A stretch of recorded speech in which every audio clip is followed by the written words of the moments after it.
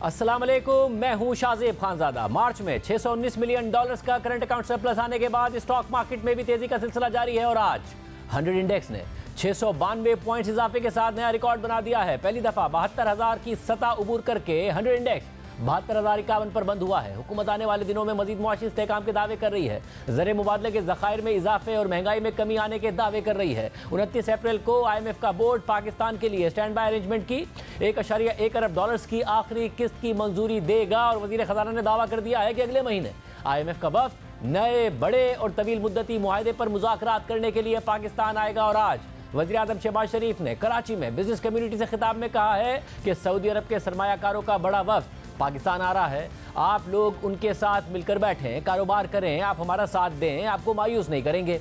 जबकि मारूफ कारोबारी शख्सियत आरिफ हबीब ने वज़ीर आज़म शहबाज शरीफ को भारत समेत पड़ोसी ममालिक से ताल्लुकात बेहतर बनाने और अडियाला जेल में कैद इमरान खान से बातचीत करने की तजवीज़ भी दी। इस पूरी सूरत हाल पर बात करने के लिए खुद हमारे साथ आरिफ हबीब साहब मौजूद होंगे, मगर आज क्या हुआ ये ज़रा देखिए।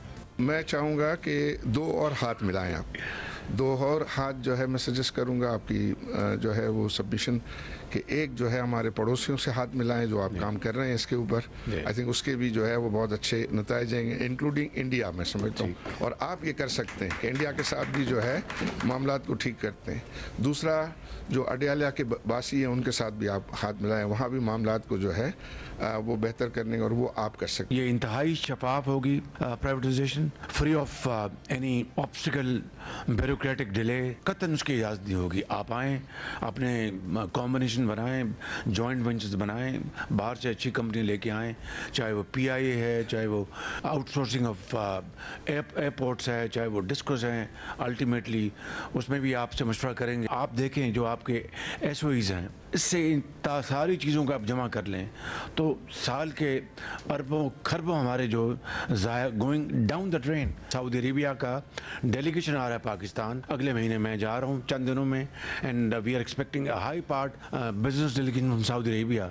मैं आपको उनके साथ बिठाऊँगा B2B, आप उनको खाना खिलाएँ, निहारी खिलाएँ और उसके कबाब खिलाएँ, उनको उनसे बिजनेस करें। That is the way forward. Arif Habib साहब हमारे साथ मौजूद हैं, इकोनॉमी के हवाले से भी उनसे बात होगी जो आज मामला इस पर भी बात करता है। साहब बहुत शुक्रिया हमें ज्वाइन करने के लिए। साहब इमरान खान साहब के ज़माने से ही बिजनेस कम्युनिटी ज़ाहिर है जनरल बाजवा से भी मुलाकात करती थी, फिर वज़ीर आज़म इमरान खान साहब से भी मुलाकात करती थी, वो तसलसल रहा। अभी भी आर्मी चीफ साहब से भी गालिबन बिजनेस कम्युनिटी की मुलाकातें हुई हैं और अब वज़ीर आज़म शहबाज शरीफ साहब से भी मुलाकातें हुई हैं। आपने अडियाला के बासी की बात की, उनसे जवाब नहीं दिया उन्होंने। आपको नहीं लगा कि गलत शख्सियत से बात कर ली आपने? किसी और मुलाकात में किसी और शख्सियत से बात करनी थी आपको? नहीं, हमने और शख्सियात से भी बात की है। और जब अगर आपका इशारा जो है चीफ ऑफ आर्मी स्टाफ की तरफ से है तो हमने अपनी पहली मीटिंग में ये बात उनके सामने रखी थी कि हमारे पाकिस्तान में जो ये पॉलिटिकल पोलराइजेशन है इससे जो है वो पाकिस्तान का नुकसान हो रहा है और इसको ख़त्म होना चाहिए और इसके लिए जो है हमें इक़दाम करने चाहिए। बल्कि सिर्फ इन्हीं को नहीं, बल्कि मुझे याद है कि जब इमरान खान प्राइम मिनिस्टर थे तो प्राइम मिनिस्टर हाउस में जब उनके साथ हम मीटिंग कर रहे थे पाकिस्तान बिजनेस काउंसिल के प्लेटफॉर्म से और उसमें तमाम कैबिनेट मिनिस्टर्स भी बैठे हुए थे, उस वक्त वो दिन था जब ये है कि बख्तावर की शादी थी। तो मैंने उनको कहा कि आप फ़ोन उठाइए, जरदारी साहब को मुबारकबाद दीजिए उनकी शादी की। और उस दिन बिलावल को जो है वो कोविड हुआ था, तो मैंने उनसे कहा कि आप फ़ोन उठा के बिलावल को भी जो है वो विश करें और फिर शहबाज शरीफ साहब को फ़ोन करें, उनकी मदर का इंतकाल हुआ था, तो ये आप जो है वो करें। तो what I am trying to say कि हम जहाँ जहाँ हमें अगर कोई मौका मिलता है तो हम ये अजान देते हैं। ये बात जो है मुल्क की मईशत को एक इकोनॉमिक स्टेबिलिटी के लिए पॉलिटिकल स्टेबिलिटी की जरूरत है, ठीक है, ये बात ठीक है। मगर मैं जानना चाह रहा हूँ आर्मी चीफ से जब आपने बात की तो उन्होंने क्या जवाब दिया, और जब आप इमरान खान साहब की बता रहे हैं कि आपने उनको शहबाज शरीफ को बख्तावर साहबा के हवाले से, बिलावल के हवाले से कहा, इमरान खान ने उस वक्त क्या जवाब दिया आपको? इमरान खान ने कहा कि मैंने ट्वीट जो है वो कर दिया है। तो मैंने कहा ट्वीट काफ़ी नहीं है, आप कॉल करें। तो उन्होंने कहा नहीं आरिफ आप मुझसे वो बात करें जो मैं कर सकता हूँ। तो एनी हाउ उनका वो जवाब था जो है वो चीफ साहब ने कहा कि पोलराइजेशन जो है वो ऐसा नहीं है जैसा आप देख रहे हैं। उसमें तमाम पॉलिटिकल पार्टीज़ तो जो है वो साथ हैं, सिर्फ एक ही पार्टीज़ जो है वो डिफरेंट डायरेक्शन में है। तो बहरहाल ये आइडिया ये होता है कि कोई ज़ाहिर है बहस मुबाहिसा तो करना मकसूद नहीं होता। मकसूद तो ये होता है कि लोगों की दिल की आवाज़ जो है वो पहुंचाई जाए कि हम जहां ऑपरेट करते हैं वहां लोग जो है वो कैसा सोचते हैं और क्या चाहते हैं। तो ये कहना तो आसान है जो बात हमने की और मैंने की, लेकिन ज़ाहिर है उसको अचीव करना जो है उसको वो बहुत बड़ा टास्क होता है। लेकिन कम से कम उसकी इब्तिदा तो है ना, कोई इसकी बात तो जो है वो हो। और फिर दूसरा शाहज़ेब भाई, आप जानते हैं दुनिया भर में जितने भी कॉन्फ्लिक्ट्स होते हैं उनका आखिरी हल जो है वो टेबल पे ही आता है ना, डायलॉग से आता है, बातचीत से जो है वो उसके हल निकलते हैं। तो हमें तो यही सिखाया गया बचपन से और अभी तक भी जो है यही बात हो रही है, दुनिया भर में ये बात हो रही है। तो उसमें कम से कम ये जो है वो बात करना, फिर मैं ये समझता हूँ, मुझे ये कहा गया कि भाई आप राइट क्वार्टर में आपने बात नहीं की, तो मैं समझता हूँ कि शहबाज शरीफ में बहुत अहलियत है। उनकी अहलियत आप ये देखें कि इन्होंने अभी पिछले दिनों जब ये IMF के साथ मामला हमारे थे तो MD के साथ हाथ मिला के उन्होंने उस मामले को जो है रिजॉल्व किया। फिर वो तमाम जो दूसरी पार्टीज़ थी, कोलिशन पार्टीज़, उनको जो है वो मैनेज किया। फिर वो अपने मियां नवाज शरीफ साहब के जो मामला थे उसके सबको हल करने में उन्होंने एक रोल प्ले किया। तो कुछ तो है ना कि जिसकी वजह से वो सारे मामलात को जो है वो ये हल करने में कामयाब हुए हैं। और अभी भी वो मुख्तलिफ जो हेड ऑफ स्टेट्स वगैरह से मिलते हैं तो उनके अंदर कोई ईगो का इशू है नहीं, तो वो जो है उन चीज़ों को बेहतर जो है वो हैंडल कर रहे हैं। और मुझे फिर ये बताएगा कि फिर वो आप लोगों से भी सरमायाकारी की और सबकी बात कर रहे हैं, दावे भी कर रहे हैं। अब मसला ये है कि ऐसी बहुत सारी मुलाकातों में 2018-19 से हम सुनते आ रहे हैं सऊदी अरब की सरमायाकारी आएगी, वहाँ के सरमायाकारी आएंगे, B2B होगा, G2G होगा, मगर हुआ नहीं है। इस दफ़ा क्या आपको उम्मीद है ओवरऑल एक पॉजिटिव रिस्पांस स्टॉक मार्केट का नजर आ रहा है? महंगाई ज़ाहिर नीचे ज़रूर आ रही है मगर बुलंद सतह पर है, शरह सूद में एक्सपेक्टेशन ज़रूर है आगे नीचे जाने की मगर बुलंद सतह पर है। क्या वाकई ऐसे इशारे हैं कि इकोनॉमी में एक अच्छा सेंटीमेंट हो और आगे की बेहतर उम्मीद हो? जी बिल्कुल। आई थिंक मैंने ये कहा, अगर आपने वो मेरा सुना हो तो मैंने कहा कि जब आप 1.5 साल पहले थे तो वो रशिया यूक्रेन कॉन्फ्लिक्ट था और वो हेडविंड चल रही थी और कमोडिटी सुपर साइकिल चल रहा था और उसमें हमारे यहाँ पॉलिटिकल इंस्टेबिलिटी हो गई, तो राइट डिसीशंस नहीं हो रहे थे इकोनॉमिक।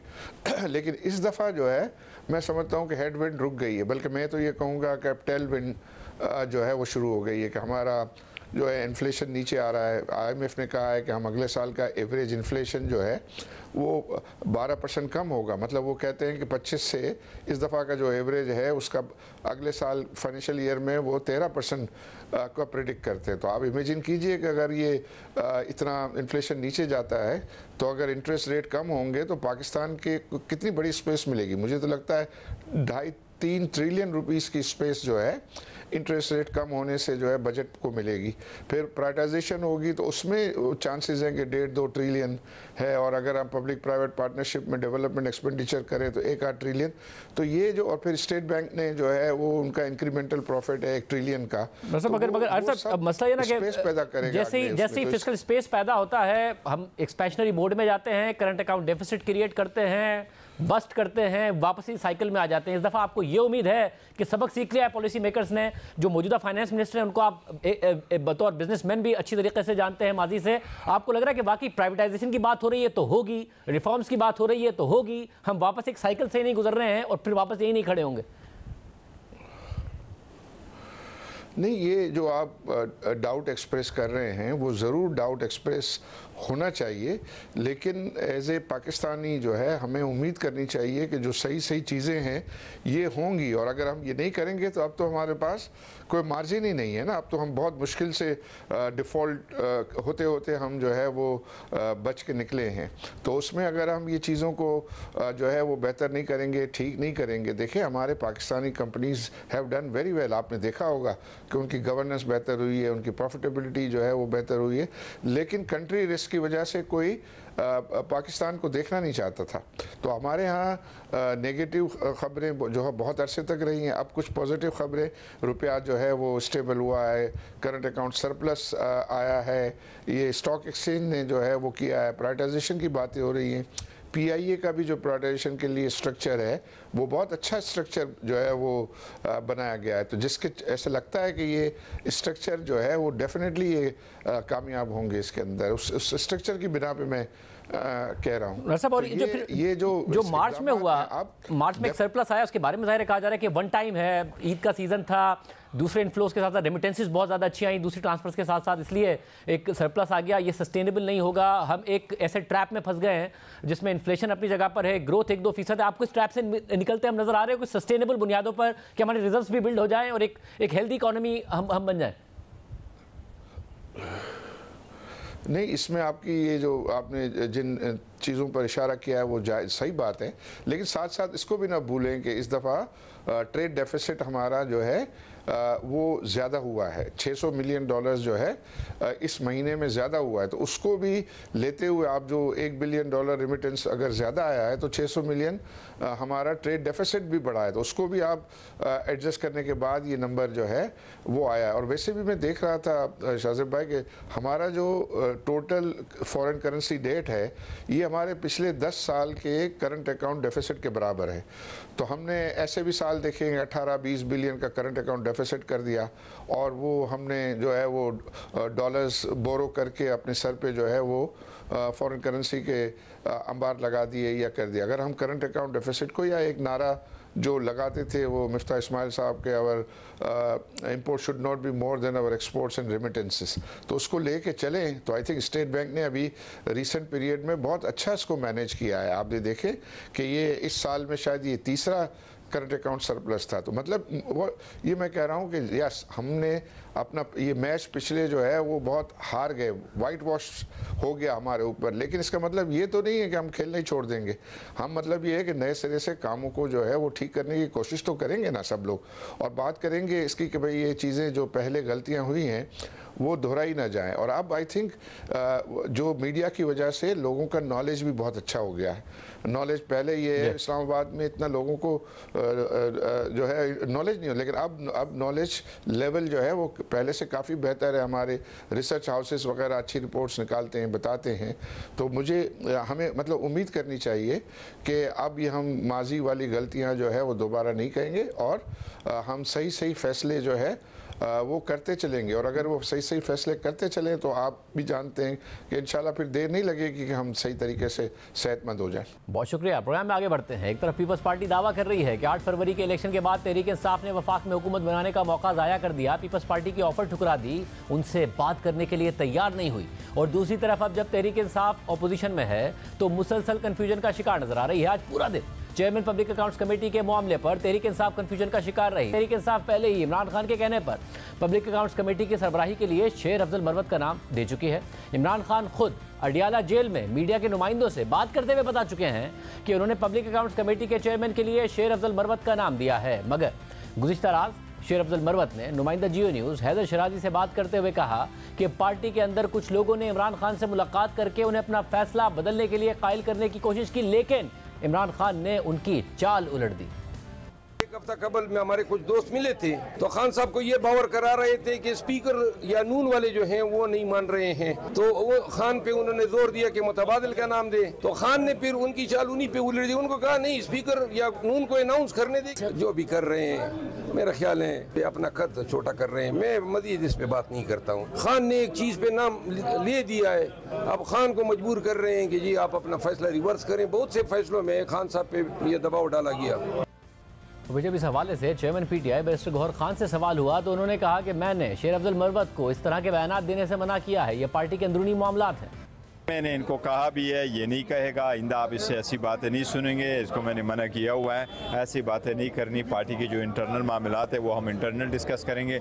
जुमला कहा है कि चंद लोग खान से मिलने के लिए गए और खान को ये बातें कही हैं कि शेर अफजल को लोग पसंद नहीं करते या नून लीग पसंद नहीं करती। नहीं, आपकी पार्टी में कौन से लोग हैं? आपको ऐसा नहीं कहेगा। साथ ही तहरीक इंसाफ के रहनुमा और अपोजिशन लीडर उमर अयूब से जब आज इस हवाले से सवाल हुआ तो उन्होंने कहा कि इमरान खान ने शेर अफजल मरवत को नामजद किया है तो उन्हें ही चेयरमैन पब्लिक अकाउंट्स कमेटी होना चाहिए।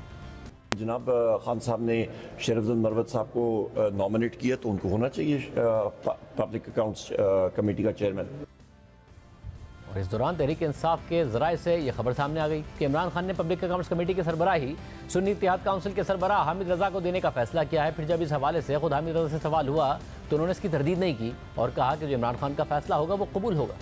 PSC बनाने की खबरें चल रही हैं, क्या ये दुरुस्त है कि पाकिस्तान तहरीक इंसाफ की क़यादत और इमरान खान साहब का जो फैसला होगा वो हतमी होगा। हम ग्रेटफुल तो हैं, अगर ऐसी खबरों में कुछ सदाकत है। उन्होंने तो शेर अफजल मरवत का नाम दिया हुआ है।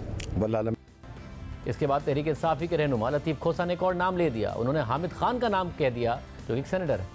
अगर पार्टी की क़यादत ने ये फैसला किया है तो सोच समझ के किया है और इसलिए ये नहीं कि किसी को नजरअंदाज किया गया। हुकूमत का रवैया आपने देख लिया था कि वो शेर अफजल मरवत साहब के साथ वो कंफर्टेबल नहीं थे, ना वो देने को तैयार थे, इसलिए शेर अफजल मरवत का नाम हटाया। शेर अफजल मरवत साहब का नाम किसी ने नहीं हटाया है, लेकिन हामिद खान को ज्यादा मुनासिब समझा गया तो उनको दिया गया। और फिर शेर अफजल मरवत ने लतीफ़ खोसा को बराह रास्त तनकीद का निशाना बनाते हुए क्या कहा, देखिए। सरदार लतीफ़ खोसा साहब हमारे बुजुर्ग हैं, लेकिन दिन के 10-15 मिनट वो हालत वजद में ज़रूर आते हैं और फिर वजदानी बातें करते हैं। आज कौमी असम्बली की स्टैंडिंग कमेटी के लिए वो सेनेटर को सरबराह बना रहे हैं, तो इसके लिए तो आईनी तरमीम दरकार होगी, बल्कि पूरी आइन का खाका ही चेंज करना पड़ेगा। मेरा ख्याल है कि गलती खोसा साहब की नहीं है, गलती उस रिपोर्टर की है। उन्होंने हामिद रजा के बजाय हामिद रजा साहब के बजाय आमिद खान कह दिया। तो हामिद खान आमिद रजा का नाम आ रहा है क्या? नहीं, नाम तो काफ़ी सारे आ रहे हैं ना, सब हमारे दोस्त हैं, भाई हैं, तो अगर नाम आ रहे हैं आने दे। इसके बाद खुद लतीफ़ खोसा ने हामिद खान का नाम लेने वाले अपने पहले बयान को गलतफहमी करार दे दिया। नहीं, गलतफहमी हुई है। मैं चलता आ रहा था तो किसी ने कहा कि जी शेर अफजल मरवत को साइड लाइन करके तो हामिद खान को बना दिया गया, तो मैंने कहा कि अगर पार्टी ने किया है तो वो सीनियर शख्स है, लेकिन ये तो मैंने खुद बाद में ये देखा कि भाई ये तो हामिद खान साहब तो सेनेट में है, सेनेटर जो है वो सेनेटर नहीं बन सकते, नहीं बन सकता है। पब्लिक अकाउंट कमेटी का चेयरमैन वही बन सकता है जो कौमी असम्बली का मेंबर हो।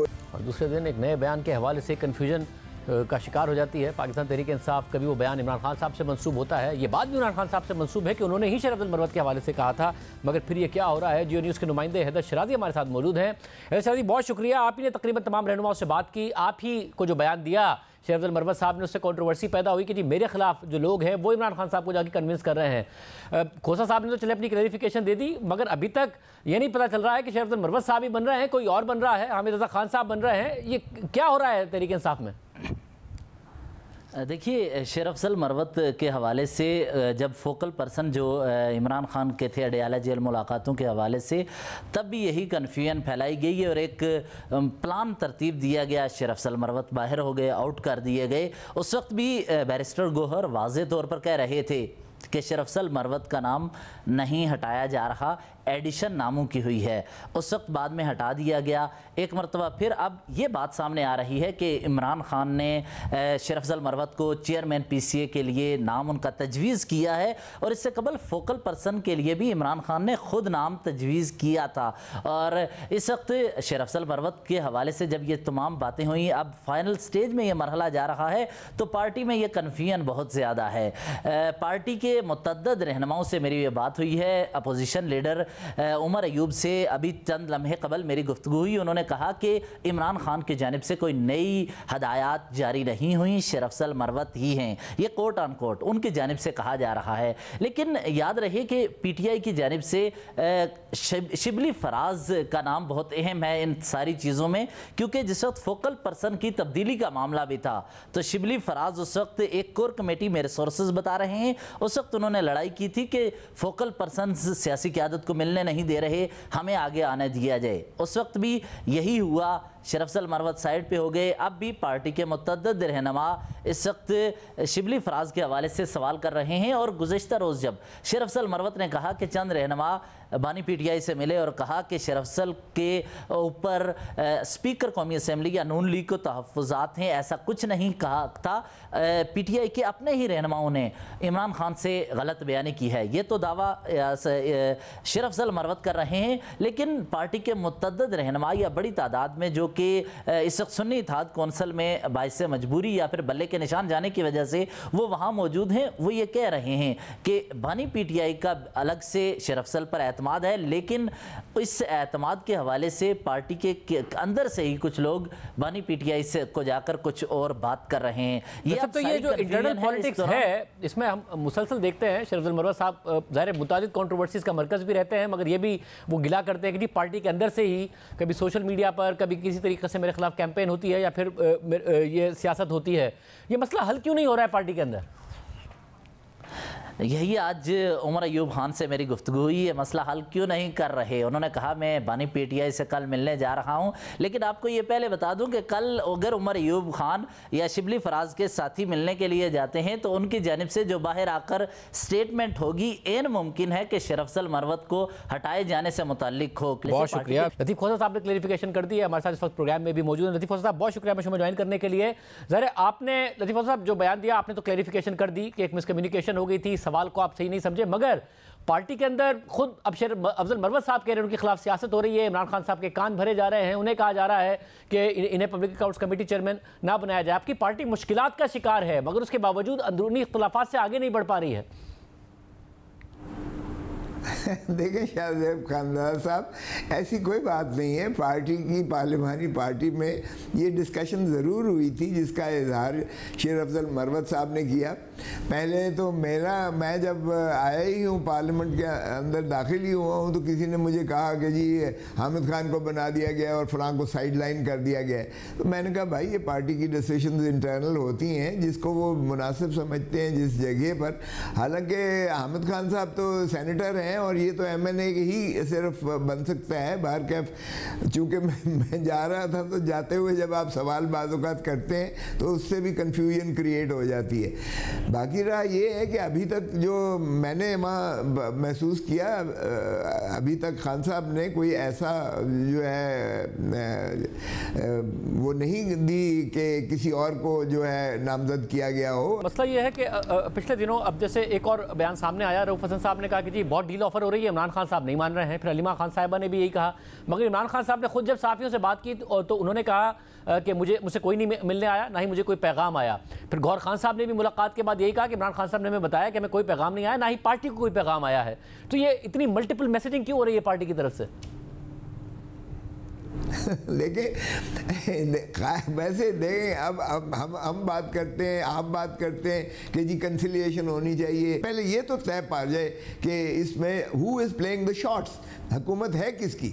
अगर तो ये हुकूमत इतनी बेबस है मोहतरम शहबाज शरीफ साहब की कि वो वज़ीर ख़जाना अपना नहीं रख सकते हैं, वज़ीर दाखिला अपना नहीं रख सकते हैं और कहीं और से जो है डोरियाँ खींची जा सकती हैं। अब पंजाब हुकूमत की बात करते हैं, पंजाब हुकूमत की सारी ब्यूरोक्रेसी वही की वही है। कभी ऐसा हुआ है कि नई हुकूमत बने और वो IG भी वही पुराना हो और एडमिनिस्ट्रेशन भी वही पुरानी हो और पॉलिसी भी वही पुरानी, वही जो है रिप्रेशन हो। जब सब इतना ही पुराना है तो आपने और दीगर रहनुमाओं ने इस उम्मीद का इजहार किया था कि अप्रैल में इमरान खान साहब रिहा हो जाएंगे। अब इमरान खान साहब ने कल खुद अलीमा खान साहब से कहा, जिन्होंने मीडिया पर आके बताया कि मुझे नहीं लगता मुझे सितंबर अक्टूबर तक बाहर आऊँगा मैं, मुझे इनका इरादा है सितंबर अक्टूबर तक जेल में रखने का। आपको फिर उन हालात को देखते हुए क्या लग रहा है? वो अप्रैल में तो बहुत कम दिन बचे हैं बाकी। देखिए आज मैंने जो है जो इनका अलकादर यूनिवर्सिटी ट्रस्ट का जो केस है, मैंने आज से रासिल बहस करके तकमील कर दी, मुकम्मल कर दी ज़मानत की। और मेरा नहीं ख्याल कि कोई चीज़ भी रुकावट हो सकती है सिवाय इसके कि प्रोसिक्यूटर ने तारीख गिड़गिड़ा के ली और वो सोमवार को उन्हें हुक्म हुई है कि आप इसको यकसू कीजिएगा, आप अपनी बहस को मुकम्मल करें।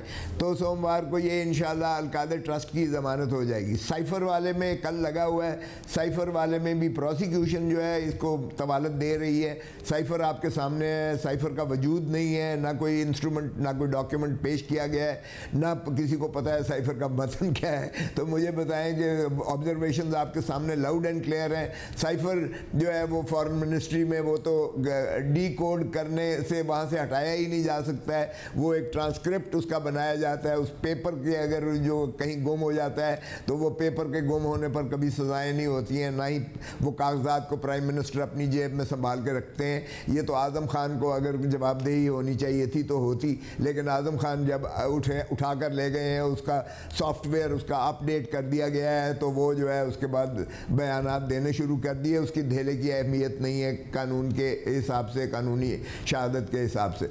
सो वो मुझे कोई शायबा नहीं है कि वो भी अगले हफ्ते यकसू हो जाएगा। आपके सामने जो है इद्दत का केस, इद्दत के केस में भी रिजवान अब्बासी साहब जो प्रोसिक्यूटर हैं वो बार बार जो है उसको लंबा कर रहे हैं। वो भी इसी हफ्ते, ये जो आ रहा है या इसी हफ्ते थर्सडे को वो लगा हुआ है जुमरा, वो भी इंशाल्लाह आप देखेंगे कि बरी हो जाएंगे।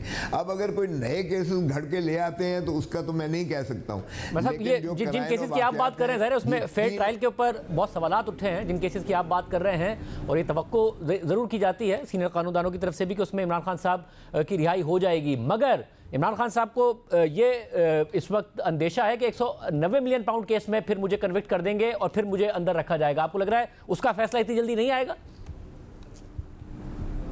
देखिए 90 मिलियन पाउंड का केस आज जो मैंने बहस की है उसमें किसी हिसाब से भी सज़ा नहीं हो सकती है। इनका अपना जो गवाह है PW6 जो इनका चीफ है वो उसने ही बड़ा वाज़े तौर पर कह दिया कि 90 मिलियन पाउंड जो कि अल मशरिक बैंक से लंदन से आया, उसकी अकाउंट सीधा का सीधा वो सुप्रीम कोर्ट के अकाउंट में आया और अब मौजूदा चीफ जस्टिस साहब ने उसको ख़जाने में वापस उसी तरह भेज दिया है। उसमें कोई देला भी इंटरसेप्शन इधर उधर नहीं हुई है। और जहाँ तक ताल्लुक़ है अलकादर ट्रस्ट की, सुहावे में जो 458 कनाल जो ने यूनिवर्सिटी के ट्रस्ट बना के दिया था, उसमें भी ट्रस्टी ज़रूर है इमरान खान और बुशरा बीबी, लेकिन उसमें भी उसने कह दिया कि ना ये मुलाजिम रख सकते हैं, ना इन्होंने एक धेला इसमें से जो है कमाया है या तनख्वाह ली है या TADA लिया है या कुछ भी नहीं लिया है।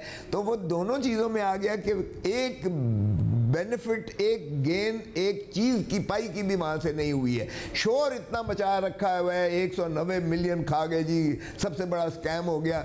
ये किस चीज़ का तो स्कैम आप ये कह रहे हैं कि आप ये इस केस में इमरान खान साहब को सजा नहीं होगी, बावजूद इसके कि उनकी काबीना के बहुत सारे अरकान कह चुके हैं कि बंद लिफाफे पे दस्तखत कराए गए को फायदा पहुंचाने के लिए। लिख लें, नहीं होगी, इसमें नहीं हो ही नहीं सकती है, क्योंकि कोई तो शवाहिद हो कि इन्होंने जो है उसमें से इल्लीगल गेन लिया है और लॉस कॉज किया है। ना इसमें कोई लॉस कॉज किसी को किया है एक्सचेकर को, ना कोई गेन है इसमें। वो 190 मिलियन के दरमियान और नेशनल क्राइम्स एजेंसी जो ब्रिटेन की है उनके दरमियान मुआहदा हुआ।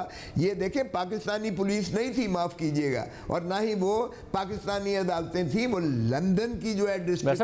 मगर उन्होंने नेशनल क्राइम एजेंसी ने तो बाकायदा अपनी प्रेस रिलीज में कहा था कि हमने रियासत पाकिस्तान को ये पैसा वापस किया है, मगर वो सुप्रीम कोर्ट में जो अकाउंट था उसमें जाके एडजस्ट हो गया था। अब वो चीफ जस्टिस ने जरूर वापस किया है, मगर फिर काबीना के जो अरकान थे इमरान खान के, उन्होंने बताया कि बंद लिफाफे पे हमसे दस्तखत करा लिए थे। देखें, बंद लिफाफा इसलिए क्योंकि वो एक कॉन्फिडेंशियलिटी का एग्रीमेंट था, उनके अपने लॉज में है कि कॉन्फिडेंशियलिटी का एग्रीमेंट। अब इन्होंने नेशनल क्राइम्स एजेंसी से MLA के तहत जो है म्यूचुअल लीगल असिस्टेंस के तहत इन्होंने वो चीज़ें मांगी हैं। अरे खुदारा, आपके पास वो आई नहीं है अभी तक, और वो काबीना की मीटिंग से पहले बैंक में आ चुका था सुप्रीम कोर्ट के अकाउंट में। अब काजी ये सवाल भी तो थोड़ा सा उल्टा सवाल पैदा होता है कि काबीना की मीटिंग से अप्रूवल बाद में लिया, पैसे पहले ही आ गए थे, सुप्रीम कोर्ट के अकाउंट में एडजस्ट करा दिए गए थे। जी, पहले पैसे पहले आ चुके थे। तो ये सवाल तो इमरान खान साहब पे पैदा होता है, नहीं पड़ता ये तो कि अप्रूवल बाद में लिया, पैसे पहले आ गए, रिलीफ पहले दे दिया। ये जी बिल्कुल, पैसे पहले आ चुके थे और उसमें कोई ताल्लुक इमरान खान का नहीं था और ना ही हुकूमत पाकिस्तान का था। वो की फैमिली के और नेशनल क्राइम्स एजेंसी के दरमियान एक मुआहदा हुआ जिसको वहाँ के जज ने अप्रूव किया। अल मशरिक बैंक से सीधा अकाउंट पहले ही आ गया। ये कार्रवाई नैब ने और शहजाद अकबर ने अपने खाते में डालने की कोशिश की और कैबिनेट के सामने बाद में अप्रूवल करवाई। सो इसमें से तो कोई फर्क ही नहीं पड़ता है। सवाल ये है कि शहजाद अकबर ने, आप कह रहे शहजाद अकबर ने गलती करके फंसवा दिया।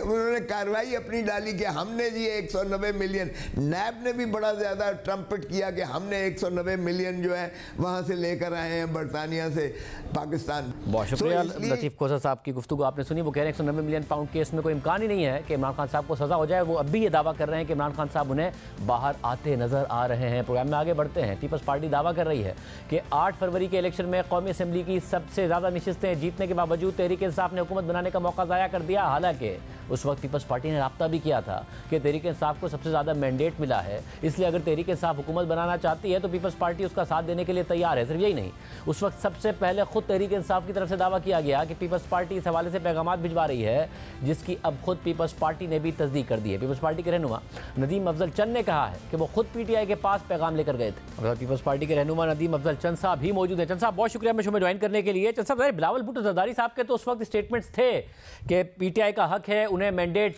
इस हवाले से मिला है। फिर ये खबरें भी आई और मरवत साहब ने गालिबन ये कहा था, शरफ अब्दुल मरवत साहब ने, कि जी मुझसे तो बराह रास्त पैगाम मुझे भिजवाया है। मगर आप ये कह रहे हैं कि आप पैगाम लेके गए थे कि जी अगर तहरीक इंसाफ हुकूमत बनाना चाहती है तो बनाए, मगर आगे से इनकार हो गया। नहीं, पहली बात तो मैं ये कर दूं कि हमें कोई जरदारी साहब ने या पार्टी ने नहीं कहा था कि आप जाएं। मैं क्योंकि मेरा अपना तल्लक पीटीआई के लोगों से दोस्ती थी और हमने अपनी पार्टी के अंदर भी डिस्कशन की और उसके बाद फिर मैं खुद क्योंकि जो गौर साहब थे वो मेरे वकील भी रहे हैं 5-10 साल, उनसे मेरा बड़ा अच्छा तल्लक है। चौधरी तजाज हसन के चैम्बर में होते थे और आमर डोगर साहब और ये सारे लोग हम कुलीग रहे हैं, तो मैं उनके साथ मेरी अच्छी डिस्कशन, अब भी डिस्कशन होती रहती है ऑफ द कैमरा, हर वक्त हम आपस में मिलते जुलते रहते हैं। लेकिन वो चीज़ जब डिस्कस हुई तो उस वक्त मैंने उनको ओपन कहा, मैंने कहा आपके पास इस वक्त सीट्स हैं तो आप आएँ, आप हम पीपल पार्टी के साथ मुज़ाकरात करें, बैठ के बात करें। गौर साहब को 2 दफ़ा मैं मिला तो मैंने कहा अपनी पिटीशन की भी, मैंने इलेक्शन पिटीशन के लिए भी उनसे डिस्कशन की और भी बहुत सारे हमारे 2-3 वकील क्लाइंट थे जिन्होंने डिस्कशन की, तो उन्होंने कहा हम बात करके बताएंगे। उन्होंने फिर कहा नहीं, हमारे चेयरमैन नहीं मानते, हम किसी सूरत बात नहीं करेंगे। हमने कहा अगर आपने हुकूमत, उन्होंने कहा हमने हुकूमत नहीं बनानी, कमज़ोर हुकूमत, हमने कहा आपने नहीं बनानी तो आप बिलावल को वज़ीर आज़म बनाएं। तो बड़ी क्लियर मैंने तो उनसे, सच्ची बात है, मैं चाहता था, क्योंकि मेरा इस पर बिलीव है कि पॉलिटिकल डायलॉग के बगैर मुल्क आगे नहीं चल सकता। वैसे मगर ये भी तो मुमकिन है कि उन्होंने आपके पास जब पार्टी का मैंडेट नहीं था इसलिए वो ना माने हो क्या? भाई आप जरदारी साहब या बिलावल भुट्टो जरदारी साहब की तरफ से ऑफर लेकर आए तो बात होगी। आप तो कह रहे हैं कि आपने खुद ने इनिशिएटिव लिया था। नहीं, मुझे उन्होंने कोई डिमांड नहीं की कि आप पार्टी का मैंडेट लेके आएँ। अगर वो मेरे से कोई मुस्बत बात करते तो मैं यकीनन अपनी पार्टी के अंदर जाके बात करता और पार्टी के अंदर ये बात रखी जाती है और पार्टी में बहुत सारे लोगों की ये राय थी कि हमें पीटीआई के साथ डायलॉग करने चाहिए और बातचीत करनी चाहिए। हमारी ये डिस्कशन हुई, लेकिन आपको पता है कि मौजूदा हुकूमत के साथ भी ये भी बड़ी हमारी टफ 2 दिन डिस्कशन हुई CEC में कि नून लीग के साथ किस तरह डील करनी है, बैठना है नहीं बैठना है, बड़ी डिटेल डिस्कशन हुई। तो ये पॉलिटिकल प्योर पार्टी तो हमेशा अपने ऑप्शन ऊपर रखती है और रखने भी चाहिए।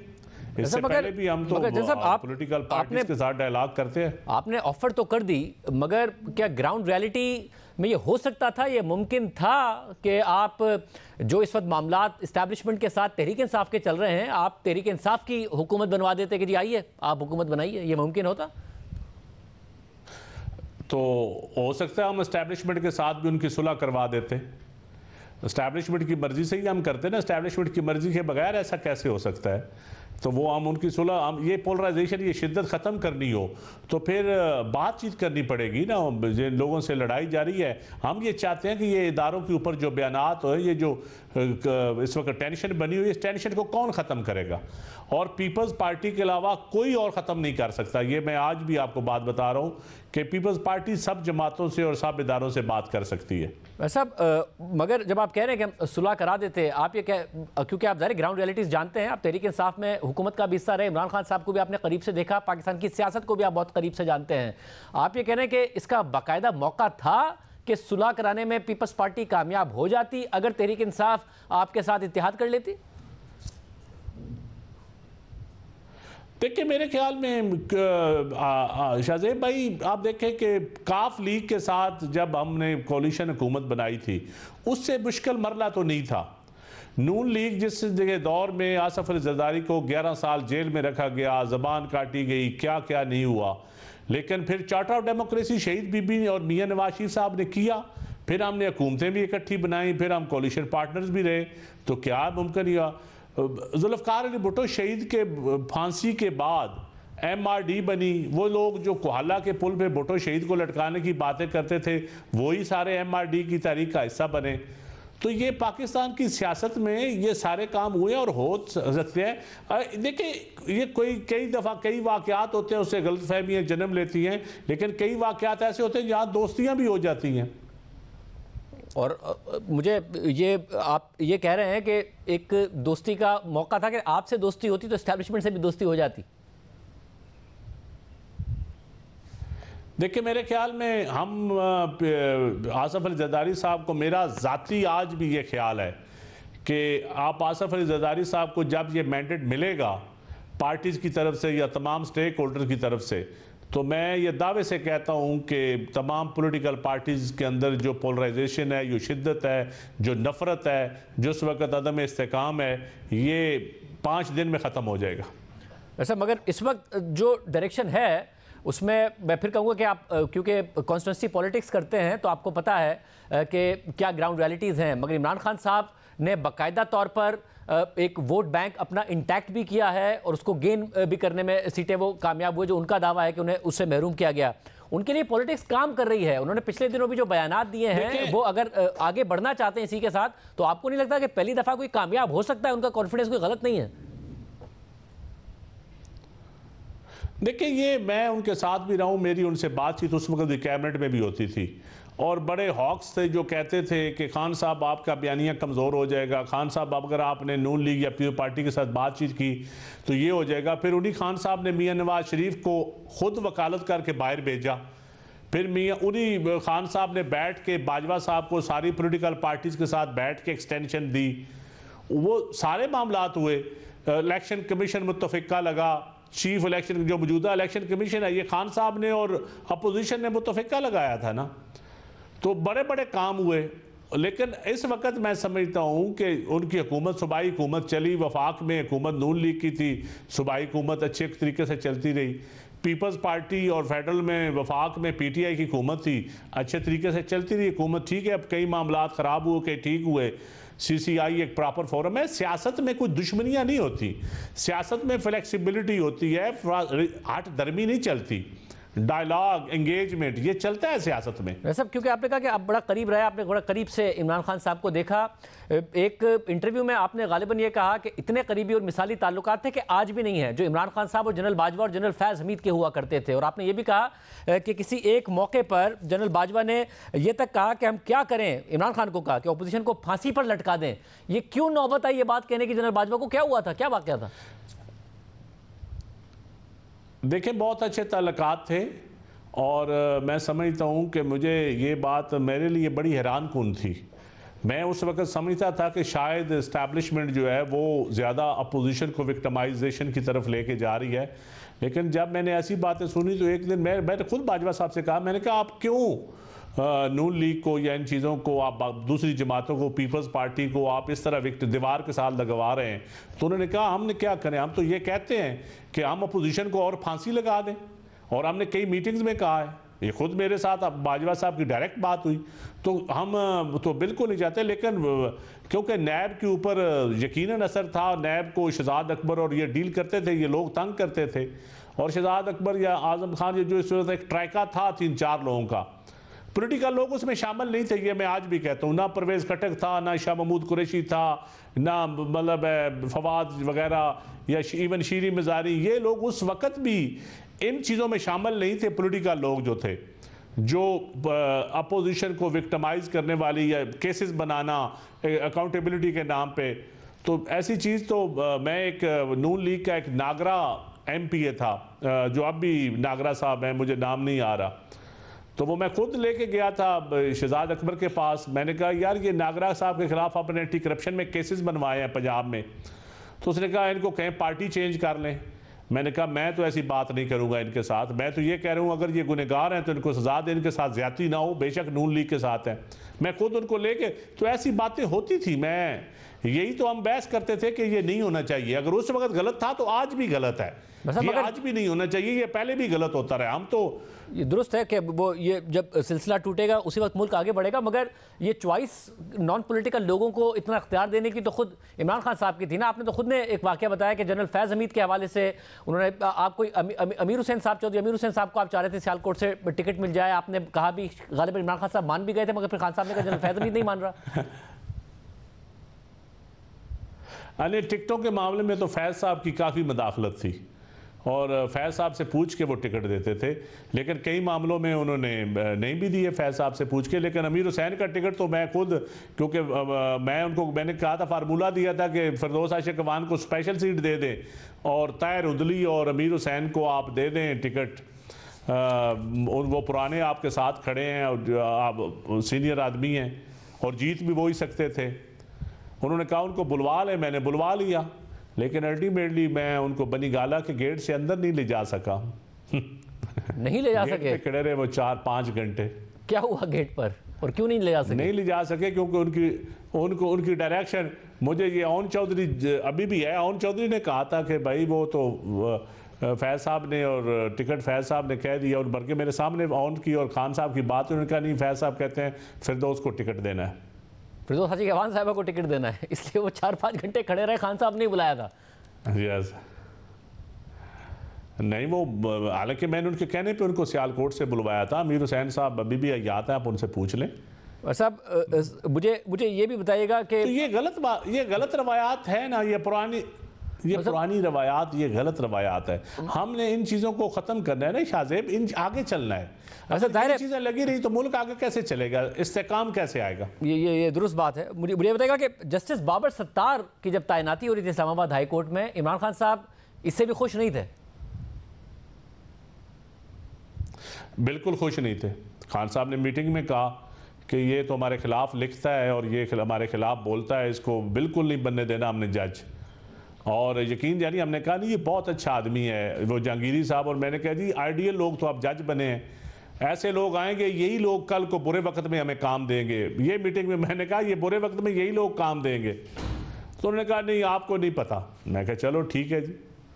सब तो फिर उन्होंने बाद में अली मोहम्मद खान को कहा कि पार्लिमानी कमेटी में इसकी मुखालफत करो, और फिर उन्होंने मुखालफत की भी। बिल्कुल, पार्लिमानी कमेटी में पीटीआई ने मुखालफत की बाबर सत्तार की। साहब तो आज आप अपनी इस मौजूदा बाकी तमाम पॉलिटिकल पार्टीज उस वक्त जी, और आज आप मौजूदा हुकूमत को ये मशवरा देंगे फिर कि कदर करें जस्टिस बाबर सत्तार जैसे जजेस की, जस्टिस अतर मिनल्लाह जैसे जजेस की, बजाय इसके कि उनके खिलाफ इतना प्रोपेगेंडा हो, जो कर रहे हैं उनके खिलाफ कार्रवाई करें, क्योंकि ऐसे ही जजेस हैं जो मुश्किल वक्त में खड़े होते हैं। बिल्कुल, मैं बिल्कुल कहता हूं कि बिल्कुल ऐसे जजेस की जो फ्री एंड फेयर जो भी जजेस हैं उनकी कदर करनी चाहिए, जो इस निज़ाम अदल, इस घसे पटे निज़ाम अदल में, गए गुजरे निज़ाम अदल में अगर कोई अच्छा जज आपको मिल जाता है जो हवा का झोंका होता है, तो कभी हो सकता है आज वो मेरे खिलाफ फैसले दे रहे हों, लेकिन कभी अल्टीमेटली मुश्किल वक्त में वो अच्छे फैसले भी आ जाते हैं। बहुत शुक्रिया नदीम अफजल चंद साहब की गुफ्तगू आपने सुनी। एक और आम खबर है, उसके साथ आप सामने रखेंगे एक ब्रेक के बाद। सुप्रीम कोर्ट में फौजी अदालतों में सिविलियंस के ट्रायल से मुताल्लिक केस की समाअत जारी है और 6 रुकनी बेंच के सामने सवाल यह है कि इस केस को सुनने के लिए 9 रुकनी लार्जर बेंच बनेगा या 6 रुकनी बेंच ही केस सुनेगा। आज जस्टिस अमीनुद्दीन खान की सरबराही में 6 रुकनी लार्जर बेंच ने मरकजी दरख्वास्त गुजारों के एतराज़ के बाद बेंच की तश्कील का मामला एक बार फिर प्रैक्टिस एंड प्रोसीजर कमेटी को भिजवा दिया है। 6 रुकनी बेंच में justice Mohammad Ali Mazhar, justice Hasan Azhar Rizvi, justice Shahid Waheed, justice Musarrat Hilali और जस्टिस इरफान सादत खान शामिल हैं। आज की समाअत में अटॉर्नी जनरल मसूद उस्मान अवान ने अदालत को बताया कि 20 अफराद ईद से पहले सजाएं काट कर घर जा चुके हैं, रिहाई पाने वालों की तफसील जमा करा दी है। जैसे मोहम्मद अली मजहर ने सवाल किया कि क्या रिहा होने वाले मुल्जिमान के खिलाफ अब कोई केस नहीं है। इस दौरान दरख्वास्त गुजार वकील एतजाज एहसन ने अपनी नशिस्त पर खड़े होकर कहा कि इन मुल्जिमान को सजा याफ्ता करके घर भेज दिया गया है, एक बच्चे को ट्रायल किए बगैर सजा याफ्ता किया गया, वो अब छुपता फिर रहा है। ये जो कुछ भी हुआ है बड़ा बेतरतीब सा हुआ है। अटॉर्नी जनरल की जो परफेक्शन होती है वो इस केस में नजर नहीं आई। इस पर जस्टिस अमीनुद्दीन ने पूछा कि आप जिसकी बात कर रहे हैं क्या वो अटॉर्नी जनरल की जमा कराई गई फहरिस्त में है, तो इस पर एतजाज एहसन ने जवाब दिया कि जी हाँ, वो उस फहरिस्त में शामिल है। 1 साल तक हिरासत में रहने वालों को सर्टिफिकेट तक जारी नहीं किया गया, जिसे अमीनुद्दीन ने रिमार्क दिए कि ऐसा कोई सर्टिफिकेट नहीं होता बल्कि ऑर्डर होता है। इसके बाद एजाज हसन और दीगर दरख्वास्त गुजार वकला ने सदा की कि 20 मुल्जिमान की हद तक जो फैसले सुनाए गए हैं वो रिकॉर्ड पर लाए जाएं। जस्टिस हसन अजहर रिजवी ने सवाल किया कि जिन 20 अफराद को सजा काटने के बाद रिहाई मिली, क्या उनके फैसले अदालती रिकॉर्ड का हिस्सा हैं? जस्टिस मुसर्रत हिलाली ने भी रिमार्क दिए कि फौजी अदालत के फैसले अदालती रिकॉर्ड पर लाएं। जस्टिस शाहिद वहीद ने रिमार्क्स में कहा कि फौजी अदालत के फैसले से मालूम होगा कि ट्रायल में क्या तरीकाकार अपनाया गया, जबकि जस्टिस मोहम्मद अली अजहर ने रिमार्क्स दिए कि हम देखना चाहते हैं कि मर्जी के वकील की सहूलत दी गई या नहीं। जस्टिस अमीनुद्दीन खान ने रिमार्क्स दिए कि हमने फौजी अदालतों के फैसले को सुप्रीम कोर्ट के हतमी फैसले से मशरूत कर रखा है, फिर भी अगर आप लोग कहते हैं तो हम फौजी अदालत के फैसले मंगवा लेते हैं। साबिक चीफ जस्टिस जवाद ख्वाजा के वकील ख्वाजा अहमद हुसैन ने दलाइल में कहा कि जस्टिस मंसूर अली शाह और जस्टिस याया अफरीदी के नोट की रोशनी में लार्जर बेंच बनाया जाए। जस्टिस याया अफरीदी ने राय दी कि 6 रुकनी बेंच इस केस का फैसला नहीं कर सकता। असल सवाल है कि क्या सिविलियन का फौजी अदालतों में ट्रायल हो सकता है या नहीं। इस केस पर समाअत के लिए कम से कम 9 रुकनी लार्जर बेंच बनाया जाए। जस्टिस मोहम्मद अली मजहर ने इस पर रिमार्क दिए कि जस्टिस याया अफरीदी की राय को जुडिशल ऑर्डर करार नहीं दिया जा सकता।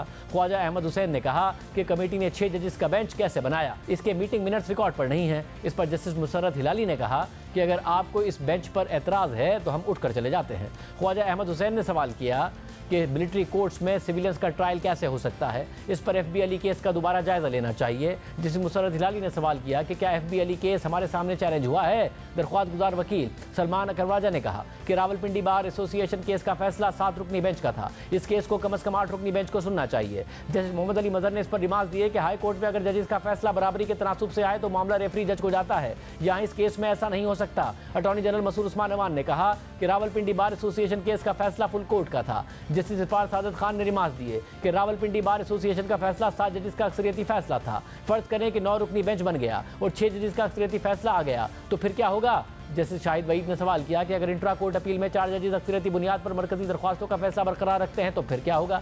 सलमान अकरवाजा ने जवाब दिया कि फिर ये 9 रुकनी बेंच का अक्सरियती फैसला तसव्वुर होगा। जस्टिस मोहम्मद अली मजहर ने सलमान अकरवाजा से सवाल किया कि ये डॉक्ट्राइन आप कहाँ से लेकर आए हैं, ये तो फिर वही 3-4 के तनासुब वाला झगड़ा शुरू हो जाएगा। इंट्रा कोर्ट अपीलों में जो भी अक्सरियती फैसला होगा वही फील्ड में बरकरार रहेगा। जस्टिस याया अफरीदी बेंच का हिस्सा थे, जब जस्टिस याया अफरीदी खुद बेंच से अलग नहीं हुए तो हम कैसे पीछे हट जाएं। जस्टिस शाहिद वहीद ने सवाल किया कि अगर प्रैक्टिस एंड प्रोसीजर कमेटी फिर फैसला करे कि यही 6 रुकनी बेंच अपीलें सुनेगा तो फिर क्या होगा।